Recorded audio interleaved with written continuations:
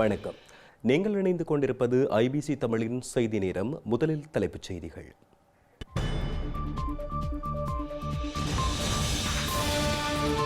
பிரித்தானியா மற்றும் பிரான்சில் நடைபெற்ற தமிழ் தேர்ச்சி திருவிழா, தமிழர் கல்வி மேம்பாட்டு பேரவை மற்றும் தமிழ்ச்சோலையின் பெரும்பணி.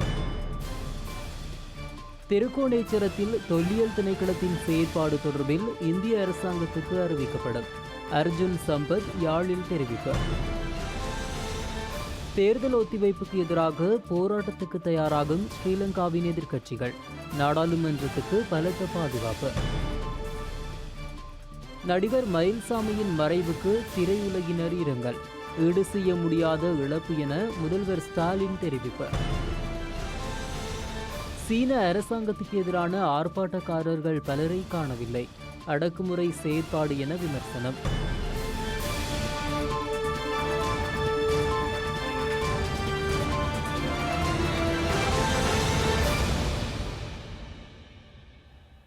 விரிவான செய்திகள் தொடர்கின்றன. ஐரோப்பா வாழ் புலம்பெயர் தமிழ் சமூகத்துக்குரிய கல்வி பணிச் சேவையில் காத்திரமான பங்களிப்பை வழங்கி வரும் பிரித்தானியா மற்றும் பிரான்சில் இன்று மொத்தமாக பல நூற்றுக்கணக்கான மாணவர்களுக்குரிய தேர்ச்சி நிலை பட்டங்கள், சான்றிதழ்கள் மற்றும் பரிசில்கள் வழங்கப்பட்டுள்ளன. தமிழர் கல்வி மேம்பாட்டு பேரவையின் பிரித்தானிய கிளை லண்டனிலும் பிரான்ஸ் தமிழ்ச்சோலை தலைமை பணியகம் பரிசிலும் இந்த நிகழ்வுகளை நடத்தியுள்ளன. பெருமளவு மக்களுடன் இடம்பெற்ற இந்த நிகழ்வுகள் புலம்பெயர் தமிழ் சமூகத்தின் இளைய தலைமுறையின் தமிழ் மொழி பற்றுக்கு முக்கிய சாட்சியத்தையும் வழங்கியுள்ளது. பிரான்சில் தமிழ்ச்சோலை தலைமை பணியகம் தனது வெள்ளி விழாவை இந்த ஆண்டு கொண்டாடும் நிலையில் தமது சக கல்வி சேவை அமைப்புகளான தமிழகத்தின் தஞ்சாவூர் தமிழ் பல்கலைக்கழகம் மற்றும் தமிழ் இணைய கல்விக் கழகத்துடன் இணைந்து இந்த பட்டமளிப்பு விழாவை நடத்தியுள்ளது. முற்பகல் முதல் மாலை வரை நிகழ்வுகள் இடம்பெற்றிருந்தன. பிரான்ஸ் தமிழ்ச்சோலையை பொறுத்தவரை அதன் இரண்டாவது இளங்கலை தமிழியல் பட்டமளிப்பு விழா இதுவாகும். மாசற்ற நேர்மையுடனும் மாண்புடனும் நாங்கள் ஆற்றும் எங்கள் கடமைகளை செவ்வனே நிறைவேற்றுவோம். முதற்கட்ட அமர்வில் 32 பட்டதாரிகள் தமக்குரிய பட்டங்களை பெற்றிருந்தனர். இந்த அமர்வில் ஏற்கனவே பட்டம் பெற்ற பட்டதாரிகளுக்கு சிறப்பு மதிப்பளிப்பு வழங்கப்பட்டிருந்தது. இதனைவிட பட்டயம், மேற்பட்டயம், மேல் சான்றிதழ் நிலை மாணவர்களுக்குரிய சான்றிதழ்களும் வழங்கப்பட்டிருந்தன. இரண்டாவது அமர்வில் கடந்த 3 ஆண்டுகளில் வளர்தமிழ் 12ஆம் தரத்தை நிறைவு செய்த 450க்கும் மேற்பட்ட மாணவர்களுக்கு சான்றிதழ்கள் வழங்கப்பட உள்ளன. இதேவேளை தமிழர் கல்வி மேம்பாட்டு பேரவையின் பிரித்தானிய கிளை லண்டன் ஹரோ நகராட்சியின் பொழுதுபோக்கு மண்டபத்தில் பெருமெடுப்பில் இன்று நடத்திய விழாவில் மொத்தமாக 1165 மாணவர்களுக்குரிய சான்றிதழ்கள் மற்றும் பரிசுகளை வழங்கியிருந்தது. இதில் 1ஆம் ஆண்டு முதல் 12ஆம் ஆண்டு வரை தொடர்ச்சியாக தமிழ் மொழி பயின்ற 66 மாணவர்களும் உள்ளடங்கியிருந்தனர். இன்றைய இந்த தமிழர் கல்வி மேம்பாட்டு பேரவையின் பரிசளிப்பு விழாவானது 9வது ஆண்டாக மிகவும் சிறப்பாக மண்டபம் நிரம்பிய மக்களோடு நடந்து கொண்டிருக்கின்றது. இந்த பிரமாண்ட விழாவிலே பெற்றோர்கள், பிள்ளைகள் மிகவும் மகிழ்ச்சியாக தங்களது பரிசுகளை பெற்றுக்கொண்டு செல்கின்றார்கள். இந்த இதிலே 5 வகையான போட்டிகள், பேச்சு போட்டி, திருக்குறள் போட்டி, கட்டுரை போட்டி, கவிதை போட்டி, வரலாற்று போட்டி என்பன இடம்பெற்றுள்ளன. இதிலே வரலாற்று போட்டி இம்முறை முதல் முறையாக இடம்பெற்றுள்ளது. 1164 மாணவர்கள் பரிசுகள் பெறுகின்றார்கள். அதிலே தமிழ் திறன் போட்டியில் 135 மாணவர்கள் பரிசுகள் பெறுகின்றார்கள். இது எங்களுக்கு ஒவ்வொரு வருடமும் இந்த மாணவர்கள் இந்த தொகை கூடிக்கொண்டு செல்வது எங்களது தமிழர் கல்வி மேம்பாட்டு பேரவைக்கு மிகவும் பெருமையாகவும் ஒரு சவாலாகவும் இருக்கின்றது. ஒவ்வொரு ஆண்டும் மிக பிரமாண்டமான முறையிலே தேசிய ரீதியான பரிசளிப்பு விழாவை இந்த புலம்பெயர் தேசத்தில் நடாத்தி கொண்டு இருக்கின்றது. அந்த அடிப்படையில் இன்றைய இந்த தமிழக கல்வி மேம்பாட்டு பேரவையால் ஐக்கிய ராஜ்ய கிளையினால் நடத்தப்படுகின்ற இந்த பரிசளிப்பு விழாவானது தேசிய ரீதியாக நடைபெற்ற இந்த பரீட்சை, அதாவது கிட்டத்தட்ட 14 நாடுகளில் ஒரே நேரத்தில் நடைபெறுகின்ற இந்த பரீட்சையில் அதிதிறன் பெற்ற மாணவர்களுக்கான இந்த பரிசளிப்பு விழாவும், அத்தோடு தேசிய ரீதியாக பிரித்தானியாவில் இடம்பெற்ற இந்த தமிழ்திறன் போட்டியில் வெற்றி பெற்ற மாணவர்களுக்கான இந்த பரிசளிப்பு விழாவும் இன்று மிக சிறப்பாக நடைபெற்றுக் கொண்டிருக்கின்றது. 1000க்கும் மேற்பட்ட மாணவர்கள் மற்றும் பெற்றோர்கள் இந்த விழாவில் பங்கெடுத்திருந்ததால் காலை 8 மணிக்கு ஆரம்பித்த நிகழ்வுகள் மாலை 6 மணி வரை இடம்பெற்றிருந்தன. இந்த நிகழ்வில் ஐபிசி ஊடகத்துக்கு பங்களித்த மூத்த அறிவிப்பாளர்களால் நெறியாள்கை செய்யப்பட்ட 10 இளைய அறிவிப்பாளர்களும் நிகழ்ச்சியை தொகுத்து வழங்கியிருந்தமை குறிப்பிடத்தக்க விடயமாகும். இந்த இனிய காலை பொழுதிலே எமது மாணவர் சிறார்களின் ஓராண்டு கால அறுவடையை நிறைவு செய்வதற்கு வந்திருக்கின்றோம்.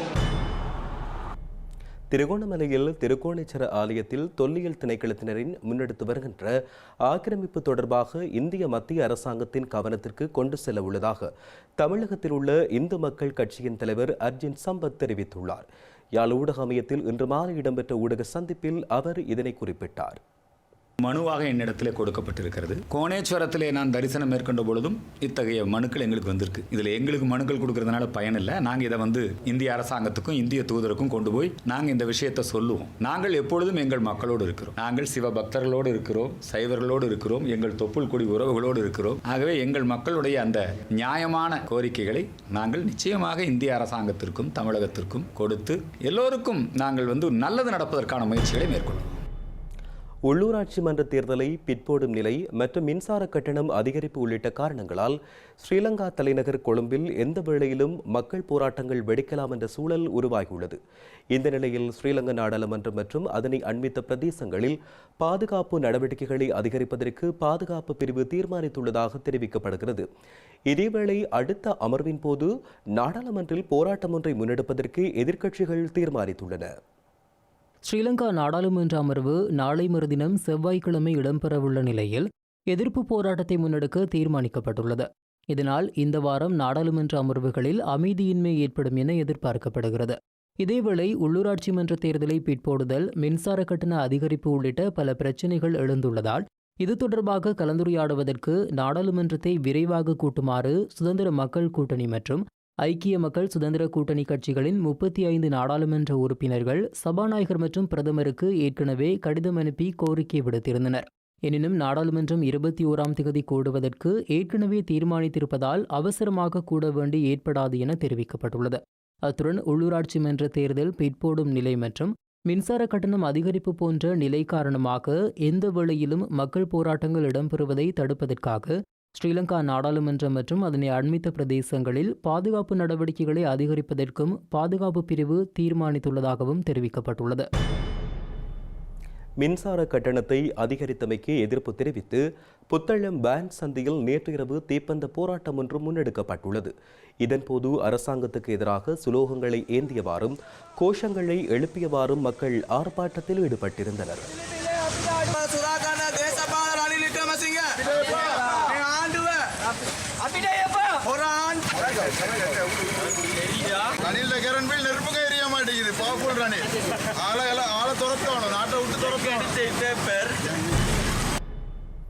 இலங்கையில் உள்ளூராட்சி மன்ற தேர்தல் அடுத்த மாதம் 19ஆம் தேதிக்கு முன்னர் நடத்த முடியாமல் போனால் உள்ளூராட்சி மன்றங்களின் அதிகாரத்தை விசேட ஆணையாளர்களின் கீழ் கொண்டு வருவதற்கு நடவடிக்கை எடுக்கப்பட்டுள்ளதாக தெரிவிக்கப்பட்டுள்ளது. ஸ்ரீலங்காவின் உள்ளூராட்சி ராஜாங்க அமைச்சர் ஜனக பக்கும்புரா இதனை தெரிவித்துள்ளார். இந்நிலையில் உள்ளூராட்சி மன்ற தேர்தலுடன் தொடர்புடைய அனைத்து செயற்பாடுகளையும் இடைநிறுத்தி உத்தரவிடுமாறு கோரி ஓய்வு பெற்ற இராணுவ கேர்னல் WMR விஜயசுந்தரவால் தாக்கல் செய்யப்பட்ட எழுத்தாணை மனுவை நாளைய தினம் விசாரணைக்கு எடுத்துக் கொள்வதற்கு தீர்மானிக்கப்பட்டுள்ளது. இலங்கையில் தேர்தலை நடத்தப் போவதில்லை என ஜனாதிபதி மறைமுகமாக தெரிவித்துள்ளதாகவும் அரசியல் அமைப்பு மற்றும் தேர்தல் தொடர்பான சட்டங்களை மீறும் நோக்கில் நகர்வதாகவும் ஐக்கிய மக்கள் சக்தியின் நாடாளுமன்ற உறுப்பினர் எரான் விக்ரமரத்ன தெரிவித்துள்ளார். கொழும்பில் இன்று இடம்பெற்ற ஊடகவியலாளர் சந்திப்பில் கருத்து தெரிவித்த நாடாளுமன்ற உறுப்பினர் அரசியலமைப்பு மற்றும் சட்டத்திற்கு புறம்பாக தேர்தலை நடத்துவதற்கு இடையூறு ஏற்படுத்துவது இதுவே முதல் முறை என்றும் சுட்டிக்காட்டியுள்ளார். நாடொன்றிற்கு சட்டத்தின் ஆட்சி முக்கியமானது என குறிப்பிட்ட எரான் விக்ரமரத்ன நிர்வாகத்தை சீர்குலைப்பதன் மூலம் சர்வதேச ஆதரவை பெறாத இலங்கைக்கு சர்வதேச உதவிகள் கிடைப்பதில் தாமதம் ஏற்பட வாய்ப்புள்ளது எனவும் கூறியுள்ளார். ஸ்ரீலங்கா ஜனாதிபதியும் அரசாங்கமும் பொறுப்பேற்க வேண்டும் எனவும் தேர்தலை நடத்தாமல் அரசியலமைப்பை மீறும் ஜனநாயக விரோத அமைப்பை நோக்கி அரசாங்கம் நகர்ந்து வருவதாகவும் குற்றஞ்சுமத்தியுள்ளார். 2022ஆம் ஆண்டு வரவு செலவு திட்டத்தில் 2023ஆம் ஆண்டு தேர்தலை நடத்துவதற்காக 10 பில்லியன் ரூபாய் ஒதுக்கப்பட்டதாக நாடாளுமன்ற உறுப்பினர் விக்ரமரத்ன சுட்டிக்காட்டினார். 2010ஆம் ஆண்டு மே மாத தேர்தலுக்கான அச்சடிப்பு செலவு தேர்தல் முடிந்து 4 மாதங்களுக்கு பின்னர் ஆகஸ்ட் மாதம் 12ஆம் தேதி அரசு அச்சகத்துக்கு வழங்கப்பட்டதாகவும் அவர் கூறியுள்ளார்.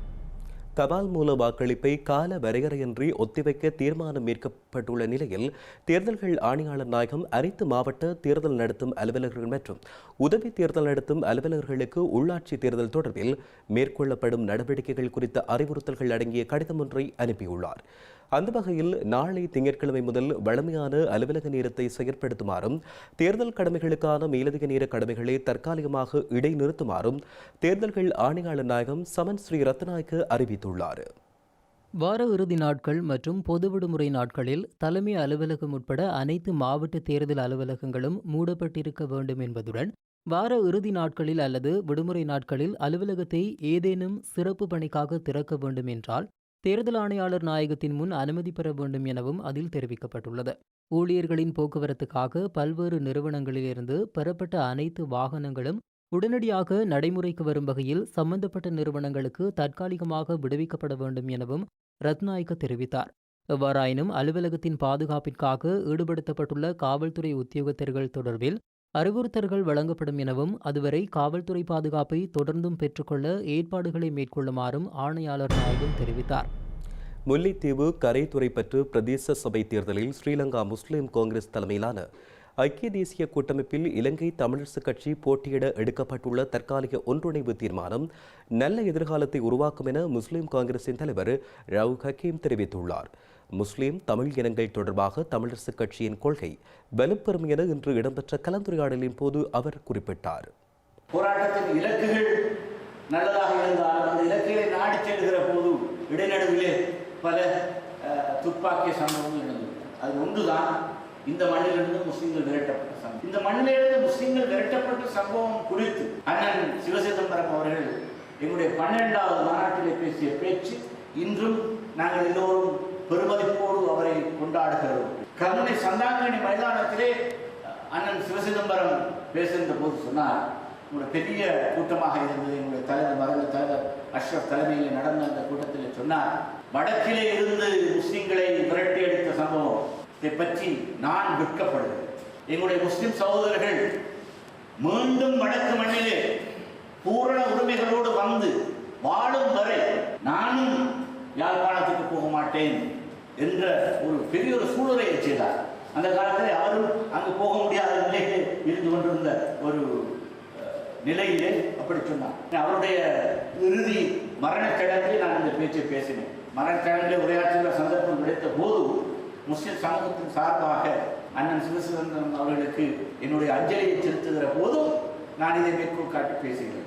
இப்படியெல்லாம் நிறைய நீண்ட வரலாறுகள் எங்களுக்கு மத்தியில் இருக்கிறது. எனவே அந்த அடிப்படையில் இன்று நடக்கிற இந்த நிகழ்வு அகஸ்மாத்தாக ஏதோ ஒரு தற்காலிகமான தேவைக்காக நான் செய்து கொண்ட விஷயமாக இருந்த போதிலும் இது நல்லதொரு எதிர்காலத்துக்கான ஒரு ஆரம்பப்படியாக இருக்கட்டும். தமிழீழ விடுதலை புலிகளின் தலைவர் குறித்த சர்ச்சை அண்மை காலங்களாக பேசு பொருளாகியுள்ள நிலையில் குறித்த விடயம் தொடர்பில் சர்வதேச ஊடகம் ஒன்றுக்கு கருத்து வெளியிட்டிருந்த முன்னாள் போராளி அரவிந்தனுக்கு கொலை அச்சுறுத்தல் விடுக்கப்பட்டுள்ளதாக தெரிவிக்கப்படுகின்றது.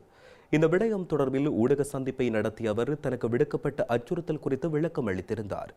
வேணுமென்று சொன்னால் என்னுடைய கருத்து தவறான ஒரு கருத்தாக இருந்தால் நான் தற்கொலை செய்து கொள்வதற்கு கூட தயாராக இருக்கின்றேன். அவ்வாறான ஒரு தற்கொலைக்கு ஒப்பான ஒரு முடிவை எடுத்துத்தான் இங்கே ஆரிய மாஃபியாக்களை நாங்கள் எதிர்கொள்ள முடியாமல் இதை வைத்துக்கொண்டு புலம்பெயர் தேசத்திலும் இங்கேயும் வியாபாரம் செய்து கொண்டிருக்கின்ற நிலைமையும் போராளிகள் நடுத்தருவிலே திரிகின்ற நிலைமையும் காணப்படுகின்ற ஒரு இழிநிலையிலே தான் எங்களுக்கு வேறு தெரிவில்லை. அவ்வாறான ஒரு தற்கொலைக்கு ஒப்பான ஒரு முடிவை எடுத்துத்தான் நான் இந்த பதிலை சொல்லியிருந்தேன். அன்னை இல்லை என்பது தொடர்பாக அதை உண்மையாக நாங்கள் கருத்துக்களை சொல்ல வேண்டியவர்களாக இருக்கின்றோம். எனவே தயகூர்ந்து அன்னை இல்லை என்று சொல்லும்போது எங்களுக்கு மிகுந்த வலியும் வேதனையும் ஏற்படக்கூடிய ஒரு விடயம். தேர்தலின் போது வேட்பாளர் ஒருவர் அதிக பணம் செலவழிக்க வேண்டிய அவசியம் ஏற்படாத வகையில் தேர்தல் முறையை உருவாக்குவது குறித்து ஆராய்வதற்காக குழுவொன்று நியமிக்க எதிர்பார்ப்பதாக ஜனாதிபதி ரணில் விக்ரமசிங்க தெரிவித்துள்ளார். அரசாங்கத்தின் கொள்கை பிரகடனம் மற்றும் எதிர்கால திட்டங்கள் தொடர்பில் இளைஞர் குழுவொன்றுடன் ஜனாதிபதி அலுவலகத்தில் நடந்த சந்திப்பில் ஜனாதிபதி ரணில் விக்ரமசிங்க இதனை கூறியுள்ளார். செய்தி நேரத்தில் நிறைவாக மீண்டும் தலைப்புச் செய்திகள். இத்துடன் ஐபிசி தமிழின் செய்தி நேரம் நிறைவடைகின்றது. உடனுக்குடன் செய்திகளை அறிந்து கொள்ள ibctamil.com என்கின்ற நமது இணையதளத்தை பார்வையிடுங்கள். வணக்கம்.